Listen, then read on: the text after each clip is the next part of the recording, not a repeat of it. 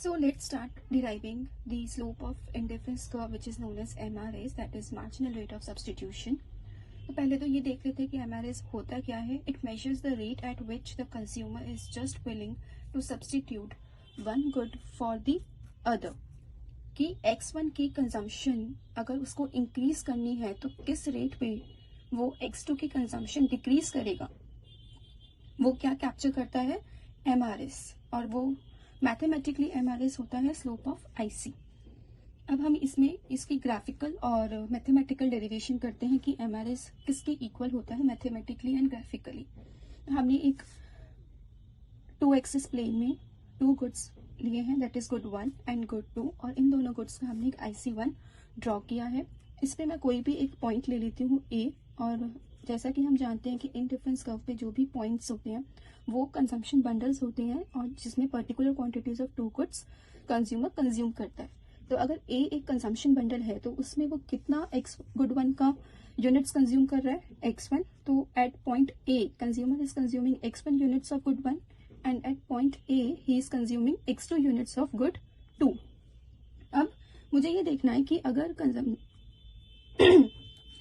Consumer point A से move करता है किसी दूसरे पॉइंट पे, से पॉइंट B पर, तो इस पॉइंट B पर वो कितने यूनिट्स ऑफ गुड 1 कंज्यूम करेगा, से X1 बार, एंड गुड 2 के वो कंज्यूम करेगा से X2 bar.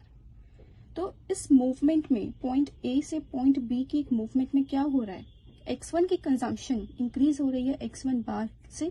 So this is what it is a change in X1. और इधर क्या हो रहा है, X2 की कंजम्पशन जो है वो डिक्रीज हो रही है X2 से X2 बार पे. तो ये क्या है हमारा चेंज इन X2.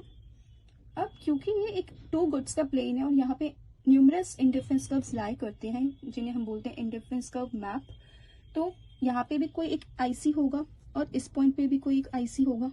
तो हम उसे ड्रॉ कर लेते हैं. मैंने इनको नेम किया IC2 और IC3. इस पॉइंट को मैं बोलती हूँ C और इस पॉइंट को मैं बोलती हूँ T.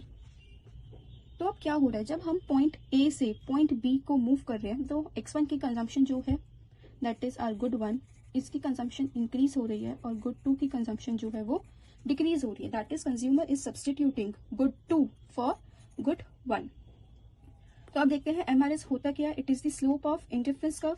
किसी भी पॉइंट पे MRS क्या है, स्लोप ऑफ IC, जिसे अब मैथमेटिकली हम किसी भी कर्व के स्लोप को क्या लिखते हैं, change in dependent variable divided by change in independent variable. और यहाँ हमारा डिपेंडेंट वेरिएबल क्या है, जो हमारा y एक्सिस पे है दैट इज गुड 2, और इंडिपेंडेंट वेरिएबल क्या है जो हमारा x एक्सिस पे है, जो कोई भी वैल्यू ले सकता है, दैट इज गुड 1. तो यहाँ पे क्या होगा, अगर हम अपने फिगर के अकॉर्डिंग इसको लिखें MRS को, तो क्या होगा, it is change in dependent variable that is X2 and change in independent variable that is X1. ये हमारी डेफिनेशन हुई MRS की हमारे केस में, गुड 1 और गुड 2 के केस में. अब हमें 2 चीजें ध्यान रखनी है कि जब हम पॉइंट A से पॉइंट B को मूव कर रहे हैं, that is movement from point A to point B, इसमें 2 चीजें हो रही हैं. पहली चीज कि जो कंजम्पशन है ऑफ गुड 1 इंक्रीज हो रही है from X1 to X1 bar. Secondly जो हमारी कंजम्पशन है गुड 2 की वो डिक्रीज हो रही है फ्रॉम X2 टू X2 बार.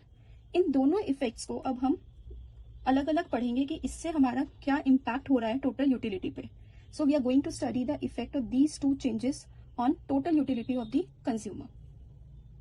अब फर्स्ट इफेक्ट देखते हैं कि X1 जब इंक्रीज हो रहा है X1 बार पे, तो मतलब ग्राफिकली अगर हम देखें तो ये क्या दर्शा रहा है, पॉइंट A से हम अगर पॉइंट C की तरफ मूव कर रहे हैं X1 टू X1 बार, ये X1 यहाँ कॉरेस्पॉन्ड कर रहा है पॉइंट A को और यहाँ X1 बार कॉरेस्पॉन्ड कर रहा है पॉइंट C को.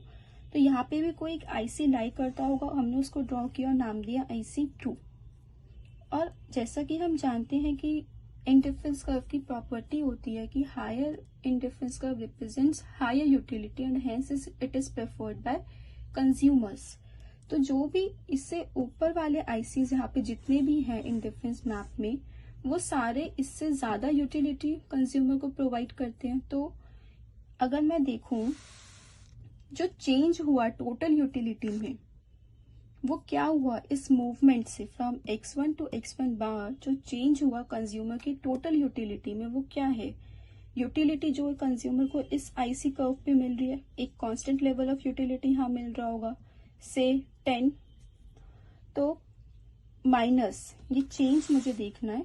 तो यहाँ से यहाँ तक कंज्यूमर को कितना यूटिलिटी मिल रहा है इस पॉइंट पे? Utility of IC2। और यहाँ पे कितना मिल रहा है? Utility of IC1। अगर मुझे ये देखना है तो मैं क्या करूंगी, IC2 की जो यूटिलिटी है उसमें से IC1 की यूटिलिटी को मैं माइनस कर दूंगी। तो क्या आया? Change in total utility equals to utility derived from IC2 minus utility derived from IC1। और हमें पता है कि मार्जिनल यूटिलिटी ऑफ x1 या किसी भी गुड की मार्जिनल यूटिलिटी क्या होती है? Change in total utility due to an additional consumption of good.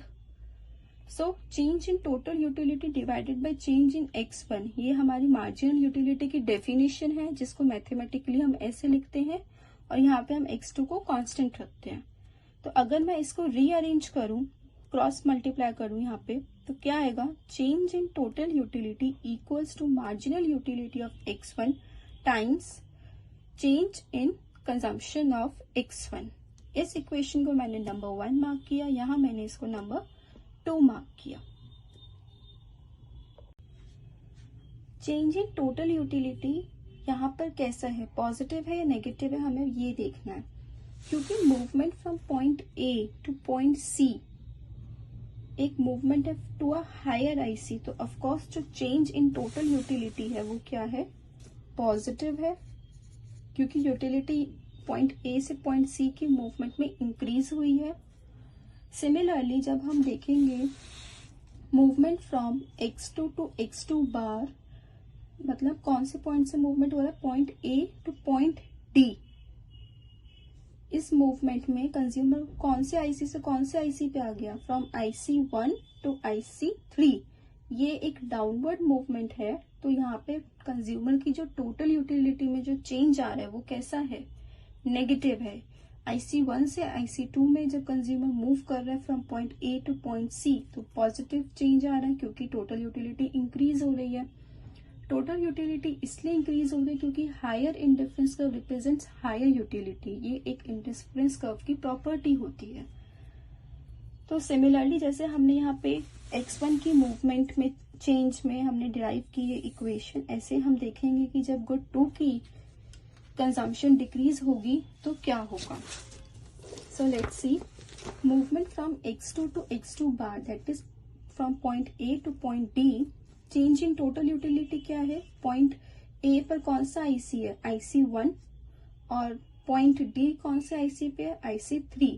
तो इन दोनों का डिफरेंस क्या होगा? Change in total utility. अब क्योंकि IC3 जो है एक लोअर आईसी है, तो कंज्यूमर को यहाँ पे मिलेगी नेगेटिव यूटिलिटी। अब हमने सेम MRS मार्जिनल यूटिलिटी की डेफिनेशन लिखी, क्या होता है? Change in total utility to additional consumption of good 2 keeping x1 constant. इसको रीअरेंज किया तो हमें मिला change in total utility equals to mu x2 times change in quantity of x2। अब मैं इन दोनों इक्वेशंस को ऐड करूंगी, इक्वेशन नंबर 2 को एंड इक्वेशन नंबर 3 को। तो change in total utility from increase in consumption of good 1 कैसा था? पॉजिटिव। और change in total utility due to decrease in consumption of good 2 कैसा था? नेगेटिव। और ये टर्म्स एज इट इज हमने लिखे। अब देखते हैं हमारी मूवमेंट थी क्या originally, from point A to point B। A to C में कंजम्पशन को कुछ पॉजिटिव यूटिलिटी मिली और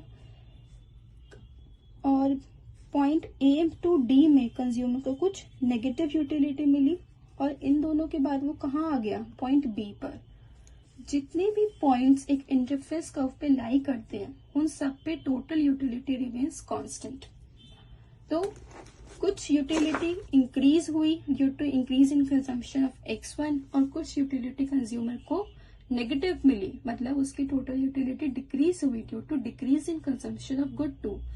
बट क्योंकि उसको उसी आईसी पे रहना है तो जो change in total utility has to be 0। क्यों? क्योंकि अगर ये चेंज पॉजिटिव होगा तो वो एक हायर आईसी पे पॉइंट चला जाएगा और उस आईसी पे वो नहीं रहेगा।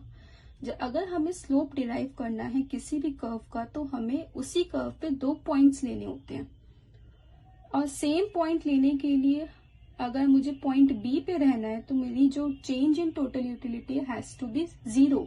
अगर नेगेटिव है या पॉजिटिव है तो मैं एक डिफरेंट आईसी कर्व पे मूव कर जाऊंगी। तो आई होप ये आपको समझ आया होगा कि ये 0 कैसे है। यहाँ पे हम इनको एज इट इज लिखेंगे, mu of x1 times change in x1 plus mu of x2 times change in x2। मैं इसको रीअरेंज करूंगी जब तो क्या आएगा, mu of x1 times change in x1 equals to minus of mu x2 times change in x2। Further rearrange करूंगी तो आएगा change in x2 times change in x1 equals to minus mu x1 over mu x2। और यहाँ से हमने अभी देखा था इक्वेशन नंबर 1 में कि change in x2 over change in x1 क्या होता है, MRS। तो ये किसके इक्वल हुआ, MRS के। This is our equation number 4। तो हमारा MRS क्या आ गया, marginal utility of x1 over marginal utility of x2 with a negative sign. Why? What this negative sign indicates? It indicates that the function is downward sloping, that is IC is downward sloping.